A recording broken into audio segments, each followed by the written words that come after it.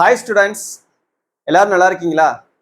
2025-26 academic இயர்க்கான ஒரு new batch உங்க எல்லாரையும் நம்மளுடைய சேனல் சார்பா வரவேற்கிறோம். அது மட்டும் இல்லாம இந்த அகாடமிக் எல்லா ஸ்டூடெண்ட்ஸ்க்குமே நல்லபடியா அமையணும். நீங்க அச்சீவ் பண்ணணும்னு நினைக்கக்கூடிய மார்க்கை கண்டிப்பா இந்த இயர் பப்ளிக் எக்ஸாம்ல நீங்க அச்சீவ் பண்ணணும். நீங்க 10th இருந்தாலும் சரி, 11th இருந்தாலும் சரி, 12th இருந்தாலும் சரி. நீங்க இந்த 2026 பப்ளிக் எக்ஸாமை நீங்க ஸ்கோர் பண்ணணும்னு நினைக்கக்கூடிய மார்க்கை விட அதிகமான நல்ல மார்க் வாங்கி ஸ்கோர் பண்ணணும்னு நினைச்சீங்கன்னா கண்டினியூஸா நம்மளுடைய சேனலை சப்போர்ட் பண்ணி ஃபாலோ பண்ணிட்டு வாங்க. ஸ்டார்டிங்ல இருந்தே நம்ம சொல்லக்கூடியது எல்லாத்தையும் நீங்க ஃபாலோ பண்ணிட்டு வந்துட்டீங்கன்னா லாஸ்ட் மினிட்ல நீங்க கஷ்டப்பட வேண்டிய அவசியம் இருக்காது.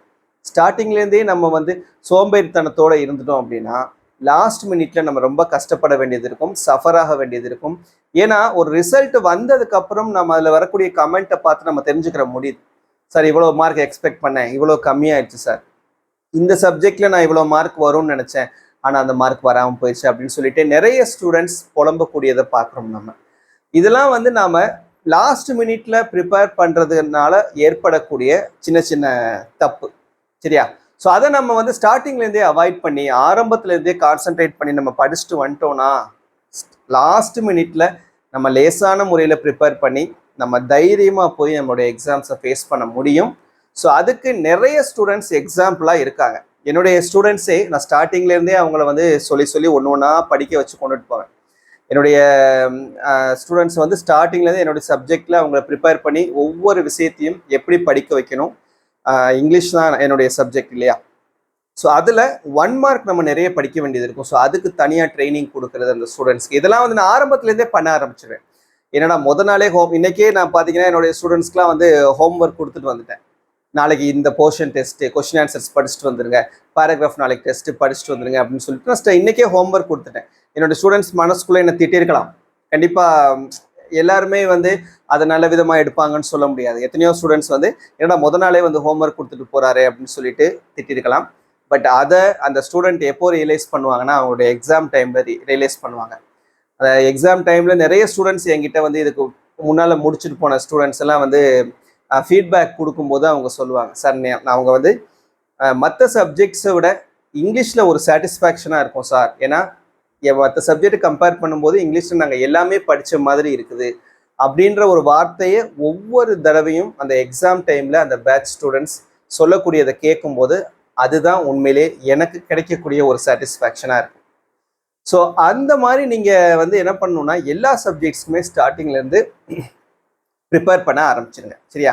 ஸோ அந்த வகையில் இந்த பப்ளிக் எக்ஸாம் 2026 நீங்கள் நினச்ச மார்க்கை ஸ்கோர் பண்ணணும்னு நினச்சிங்கன்னா அதுக்கு என்னென்ன பண்ணணும் அப்படின்ற இந்த ஃபர்ஸ்ட் வீடியோ உங்களுக்கு ஒரு பாசிட்டிவ் வீடியோவாக இருக்கணும் அப்படின்றதுக்காக தான் நான் இந்த வீடியோ ரெடி பண்ணியிருக்கேன். கண்டிப்பாக இந்த வீடியோவை நீங்கள் முழுசாக பாருங்கள், உங்களுக்கு ஒரு நம்பிக்கை வரும். அண்ட் இதில் நான் சொல்லக்கூடிய எல்லா டிப்ஸையும் நீங்கள் லாஸ்ட் வரைக்கும் ஃபாலோ பண்ணுங்கள். நீங்கள் 10th 11th 12th யாராக இருந்தாலும் சரி, சரியா?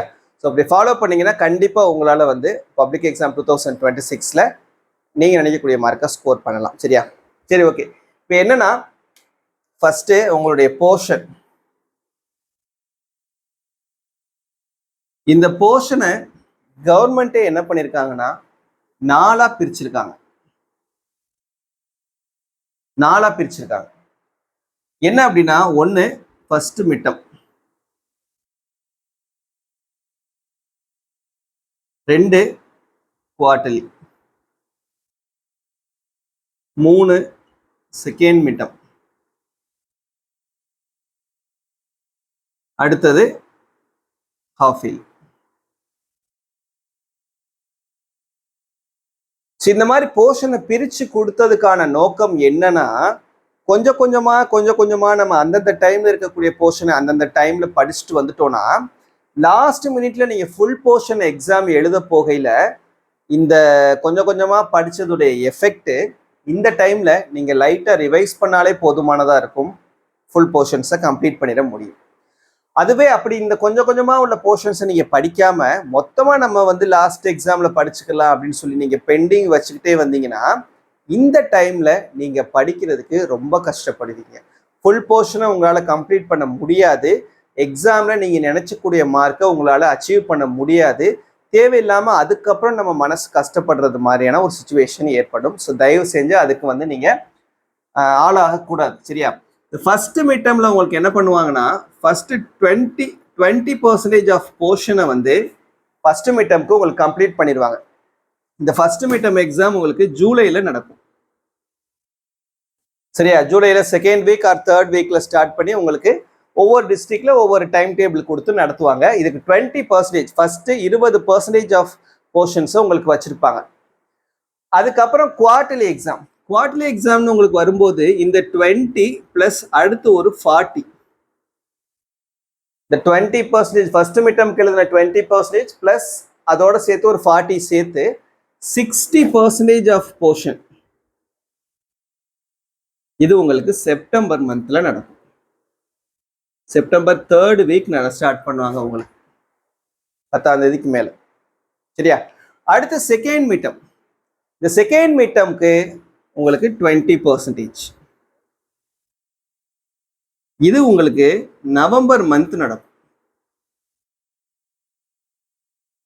இது 20ல இருந்து நமக்கு 25% கூட இருக்கும். நவம்பர் மந்த் நடக்கும். இப்போ 80% ஆச்சா? இந்த 80% போர்ஷன்ஸை நம்ம கம்ப்ளீட் பண்ணிட்டோம்னா இந்த செகண்ட் மிட் டேர்ம் முடிஞ்சதுக்கு அப்புறம் ஹாஃப் இயர்லிக்கும் நமக்கு செகண்ட் மிட் டேர்முக்கும் நடுவில் ரொம்பலாம் டைம் இருக்காது. ஒரு 20 நாள் தான் டைம் இருக்கும். நல்லா ஞாபகம் வச்சுக்கணும். இன்னும் நமக்கு 20% ஆஃப் போர்ஷன்ஸ் ரிமைனிங் இருக்குது.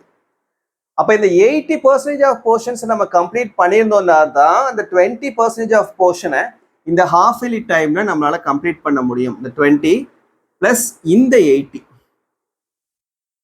சேர்த்து 100% போர்ஷன் வந்து உங்களுக்கு இந்த ஹாஃப் இயர்லியில டிசம்பர்ல நடக்கும். இதுவும் உங்களுக்கு டிசம்பர் 10ஆம் தேதிக்கு மேல ஸ்டார்ட் பண்ணுவாங்க.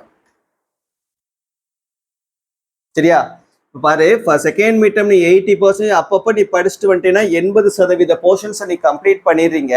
ரிமைனிங் 20% போர்ஷன்ஸ் தான் இருக்குது.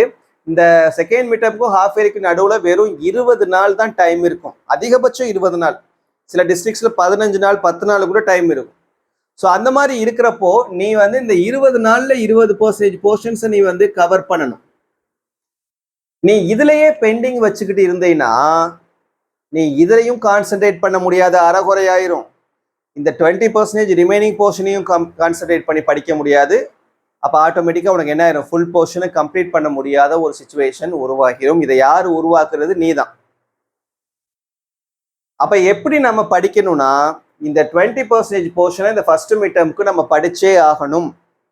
நீ தான் உனக்குள்ள இந்த நம்பிக்கையை கொண்டுட்டு வரணும். அந்த ஒரு கம்பல்ஷனை கொண்டுட்டு வரணும். கட்டாயத்தை நீ உனக்கு ஏற்படுத்து. அடுத்தவங்க நமக்கு வந்து சொல்லணும்னு எதிர்பார்க்காத. நீ உனக்குள்ள அந்த ஒரு கட்டாயத்தை கொண்டுட்டு வா. இந்த 20% போர்ஷனை ஜூலை மந்த்துக்குள்ள கம்ப்ளீட் பண்ணு. ரிமைனிங் இருக்கக்கூடிய இந்த 40% போர்ஷனை செப்டம்பர் மந்த்துக்குள்ள கம்ப்ளீட் பண்ணு. அப்போ 60% கம்ப்ளீட் பண்ணி குவார்டர்லி எக்ஸாம் நல்லபடியாக எழுதிடலாம். அதுக்கப்புறம் ஒரு 20% ஒரு 1.5 மாசத்துல செகண்ட் மிட் டேர்முக்கான போர்ஷன் நவம்பர் மந்த்ல கம்ப்ளீட் பண்றோம். அதுக்கப்புறம் ஒரு 20% ஹாஃப் இயர்லி எக்ஸாமுக்கு சேர்த்து 80 + 20 100% போர்ஷனை ஹாஃப் இயர்லிக்கு எழுதுவேன். இந்த ஹாஃப் இயர்லி டைம்ல 100% போர்ஷனையும் நம்ம வந்து ஃபுல் ஃபிளெட்ஜா எழுதிட முடியுமான டவுட் தான்.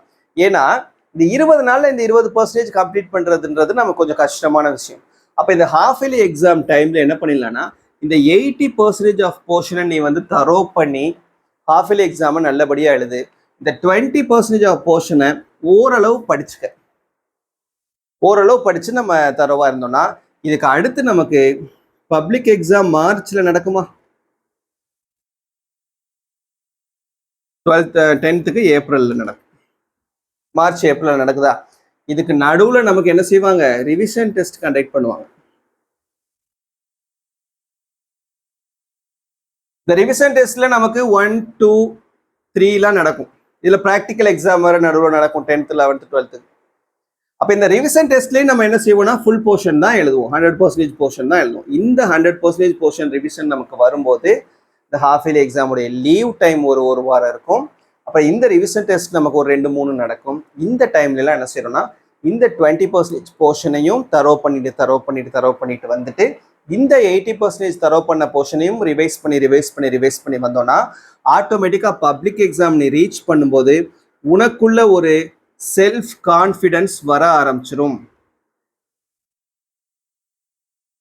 நீ ஒரு சென்டம் ஸ்கோர் பண்ணக்கூடிய ஸ்டூடெண்டா இருந்தீங்கன்னா உன்னுடைய எய்ம் அவுட் ஆஃப் 600க்கு 590 மேலேயும் அவுட் ஆஃப் 500க்கு 490க்கு மேலேயும் இருந்தது அப்படின்னா நீ இந்த மெத்தடை ஃபாலோ பண்ணி இதுக்கு ஏற்ற மாதிரி ப்ரிப்பேர் பண்ணிட்டே வா. கண்டிப்பா நீ உன்னுடைய பப்ளிக் எக்ஸாம் 2026ல நீ அச்சீவ் பண்ணணும்னு நினைக்கக்கூடிய மார்க்கை விட நல்ல மார்க் ஸ்கோர் பண்ணுவ. அதுக்கு நம்மளுடைய சேனல் உங்களுக்கு லாஸ்ட் வரைக்கும் கண்டிப்பா ஹெல்ப்ஃபுல்லா இருக்கும். இப்போல இருந்து கடைசி வரைக்கும் நம்ம சேனலை ஃபாலோ பண்ணுங்க. உங்க ஃப்ரெண்ட்ஸ்க்கும் நம்ம சேனலை சொல்லி ஃபாலோ பண்ண சொல்லுங்க. மறக்காம இந்த வீடியோ உங்க ஃப்ரெண்ட்ஸ்க்கும் ஷேர் பண்ணி சப்ஸ்கிரைப் பண்ண சொல்லுங்க. இந்த வீடியோக்கும் ஒரு லைக் பண்ணுங்க. சரியா? ஸோ இப்போ கண்டினியூஸாக நம்ம உங்களுக்கு இனிமேல் எல்லா விதமான வீடியோஸும் கொடுப்போம். நீங்கள் என்ன எக்ஸ்பெக்ட் பண்ணுறீங்க அப்படின்றத மறக்காமல் கமெண்ட்டில் சொல்லுங்கள். தேங்க்யூ.